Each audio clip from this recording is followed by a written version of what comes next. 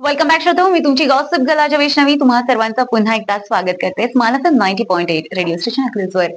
आज आपल्या स्टुडिओमध्ये रोटरी क्लबचे मेंबर्स आहेत आणि आता आपल्याकडे जे काही रोटरी क्लबचे अध्यक्ष अवेलेबल आहेत, माजी अध्यक्ष अवेलेबल आहेत, त्यांचा कार्यकाल ऐकून ना असं वाटतं की यार ते वर्ष होतं ना ते भयंकर डेंजर होतं. तर सगळ्यात पहिलं मी त्यांची ओळख करून देते. स्वप्नील शहाजी, तुमचं खूप स्वागत आहे स्माल एफएम रेडिओ स्टेशनमध्ये. नमस्कार. नमस्कार सर. तर तुमचा कार्यकाल म्हणजे जे काही 5-6 वर्षांपूर्वी आपल्या भारतावरच नाही अख्ख्या जगावरती जे काही संकट कोसळलं होतं, त्या संकटाचा तुमचा कार्यकाल म्हणजे 2019-20. तर काय सांगाल या कार्यकालाबद्दल? सर्वप्रथम मी मला सांगू इच्छितो की मी ओळख करून देतो. मी हं. रोटरियन स्वप्नील शहा. मी 2010 साली रोटरी क्लब अकलूजला जॉईन झालो. हां. 2019-20 अध्यक्षपद मी भूषवलं आणि रोटरी क्लबचं अध्यक्षपद म्हणजे ही माझ्यासाठी एक सेवेची संधी होती. हं. ते फक्त पद किंवा ओळख नव्हतं, तर ती एक जबाबदारी सुद्धा होती. अगदी. त्याचं सांगायचं कारण म्हणजे असं की जुलै-ऑगस्ट मध्ये कोल्हापूर सांगलीला फ्लड आलेला होता, महापूर आलेला बरं. होता. त्या काळात म्हणजे पद आमचं 1 जुलैला चालू झालं आणि 15-20 दिवसातच सगळीकडे त्या भागात महापूर आलेला होता. अच्छा. त्या निमित्तानं ह्याच्याविषयी मला तिथल्या लोकांची एक सेवा करण्याची मला संधी मिळाली. त्या काळात आम्ही अकलूज क्लब मार्फत तेथील लोकांना अन्नधान्याची किट बरं. आणि कपडे हे सुद्धा पुरवण्यात आले. एक सांगायचं म्हणजे असं की तेथील स्वयंसेवकाच्या मदतीने आम्ही त्यांना किट पुरवली. अच्छा. गव्हर्नमेंटच्या मदतीने. आणि त्याच्यानंतरच मला वाटतं लगेच कोविडची जी काही वेव्ह हिट झाली जगभरात. त्यानंतर साधारण मार्च मध्ये लॉकडाऊन झालेलं. हां. तर त्या ह्याच्यामध्ये अचानकच ते लॉकडाऊनचा निर्णय झाला होता. अगदीच. महामारी मोठ्या प्रमाणात सगळीकडे पसरलेली होती. त्या काळात पण ह्याच्यात आम्हाला त्यामुळे एक म्हणजे वेगळ्या प्रॉब्लेम आतापर्यंत रोटरी जे ह्याच्यात काम करत होते त्या एकदम वेगळा प्लॅटफॉर्म आम्हाला त्यात मिळाला. जरी लॉकडाऊन असलं तरी आमच्या म्हणजे मीटिंग वगैरे सगळेच बंद झाले. कुणाला एकत्र यायचंच नव्हतं. त्यामुळे आम्ही तेव्हा ऑनलाईन मीटिंग चालू केल्या. झूमद्वारे ऑनलाईन मीटिंग आम्ही दरवेळेस घेत होतो. आणि तेव्हा असं लक्षात आलं की लॉकडाऊन मध्ये बाहेरची सुद्धा अकलूजमध्ये म्हणजे बरेचसे बिहारी वगैरे लोक असतात, त्यांना पण जाता येत नव्हतं, कुठं काय नव्हतं. सगळ्यांचं म्हणजे जागेवर सगळं कामकाज ठप्प झालं होतं. मग तेथील लोकांसाठी आम्ही फूड पॅकेट्स, नंतर त्यांना शिधा वाटप, वॅक्सिन, मास्क या सगळे आम्ही वाटप केले होते. नंतर पोलीस अधिकाऱ्यांसाठी जे आपले पोलीस मित्र आहेत त्यांच्यासाठी सुद्धा त्यांना म्हणजे त्या कामानिमित्त बाहेर करावं लागायचं, त्यांना सुद्धा आम्ही मास्क वगैरे डिस्ट्रीब्युट केले होते. पेपर टाकणारे, पेपरवाले वगैरे ते म्हणजे ते रोजचे त्यांचे जर कामं चालूच असायचे तर त्याच्यानुसार त्यांना सुद्धा म्हणजे लागेल त्या गोष्टी पुरवल्या. क्या बात आहे. आणि मला वाटतं की त्या काळात फक्त शिक्षक किंवा पोलीस किंवा मग जे काही परदेशातून आलेले माफ करा, परराज्यातून, परप्रांतातून आलेले जे काही आहेत त्यांचीच तारंबळ नाही झाली, तर सगळ्यात महत्वाचा घाव झाला तो म्हणजे शिक्षण संस्थेवरती. कारण की सगळंच बंद होतं आणि शिक्षणावरती, लहान मुलांवरती, त्यांच्या अभ्यासावरती खूप मोठा परिणाम झाला. तर त्यासाठी तुम्ही काय केलं त्या काळात?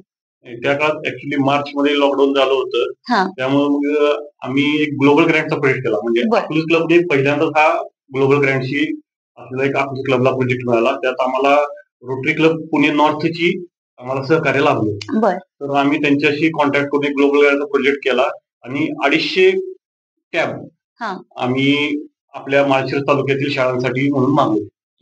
मग त्याचा फायदा असा झाला की ते मार्च एप्रिल मध्ये लॉकडाऊन असताना झाल्यामुळे ते थोडंसं डिले झालं, पण तेथील आमच्या नंतर पुढील जे काळात जे अध्यक्ष होते रोटरी डॉक्टर बाबुल जोशी, त्या काळात ते टॅब आले आणि तेव्हाही लॉकडाऊन होतच. म्हणजे आपले 2 वर्ष होतं. मग 4-5 तास शाळा असायची, 4-5 तास आपले क्लासेस, दुकान व्यवसाय धंदे असे असायचे. तेथील मुलांना शाळेत टॅब देऊन त्यांना घरी ऑनलाईन पद्धतीने शिक्षण सुरू झालं. साधारण हे जे आम्ही 250 टॅब दिले ते रोटेट पद्धतीने शाळेतल्या शिक्षकांनी प्रत्येक मुलापर्यंत पोहोचले. किंवा 3-4 दिवस ह्या मुलाकडे, 3-4 दिवस त्या मुलाकडे असे एकेका शाळेने साधारण 4-8 टॅब असे घेतलेले. तर जरी शाळा बंद होती तरी शिक्षण चालू राहिलं. आणि एका टॅबची किंमत सुमारे 10,000 रुपये होती. हा एक मोठा प्रोजेक्ट त्यावेळेस झाला.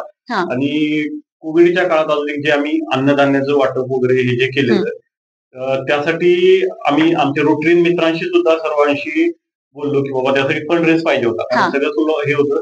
तर आमच्या एका मेसेजच्या आधारावर आम्हाला रोटरीयन्स कडून तर झाली, पण त्यांच्या नातेवाईकांकडून सुद्धा भरपूर फंड रेज झाला. त्यामुळे आम्ही मोठ्या प्रमाणात करू शकलो.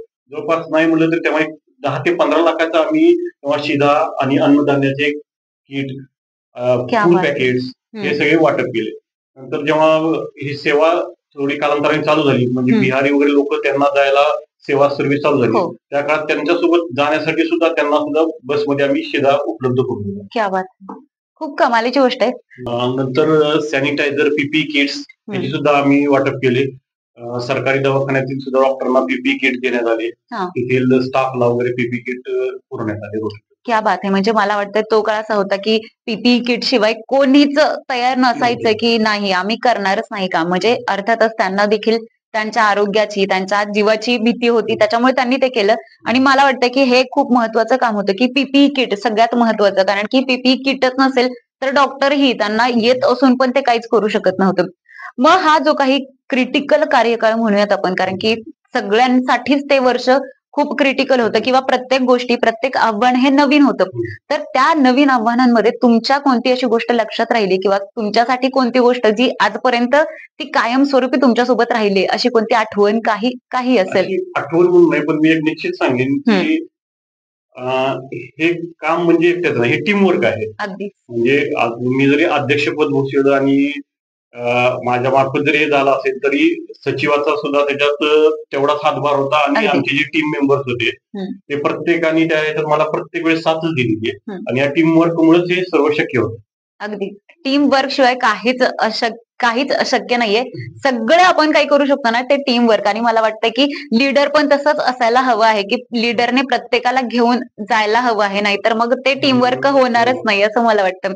तर हा तुमचा जो काही एक्सपिरियन्स सांगितला की तुम्ही टीम वर्क, टीम बिल्डिंग हे सॉर्ट ऑफ तुम्हाला झालंय आणि सगळ्यात क्रिटिकल काळ हा तुमचा होता. त्यामुळे तुमचा एक्सपिरियन्स ऐकून खरंच खूप छान वाटलं. आणि तुम्ही जे काही मेनली स्टुडंटसाठी, विद्यार्थ्यांसाठी जे काही टॅब्स घेतले आणि त्या काळात जे काही तुम्ही किट्स बनवले होते, मग अन्नाचे असतील किंवा मग सॅनिटरीचे जे काही किट्स असतील, त्याच्यामुळे खरंच खूप मोलाची साथ मिळाली.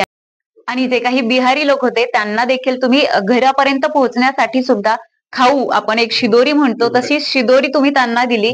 आणि ही खूप कमालीची गोष्ट आहे. अजून काय सांगावंसं वाटेल तर?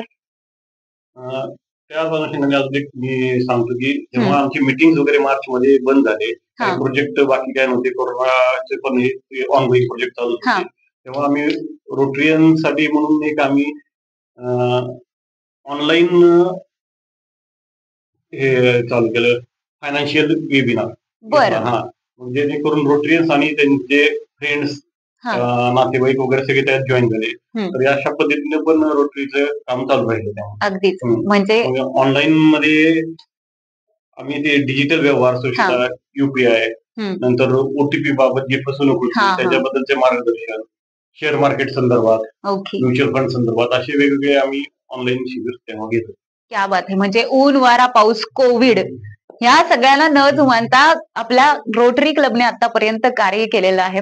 तर खूप खूप धन्यवाद सर, तुम्ही इथे आलात आणि तुमचे एक्सपिरियन्स शेअर केले. सगळ्यात क्रिटिकल इयर जे आपण म्हणूयात, सगळ्याच जगासाठी ते क्रिटिकल वर्ष होतं 2019 आणि 20चं. त्या काळात तुम्ही जे काही तुमचं पद भूषवलं आहे आणि तुमचे एक्सपिरियन्स शेअर केले आहेत त्याबद्दल खूप खूप धन्यवाद. थँक्यू. आणि माझ्याकडून आणि रोटरी क्लब कडून सुद्धा स्माइली FM ला खूप खूप शुभेच्छा. Thank you so much sir.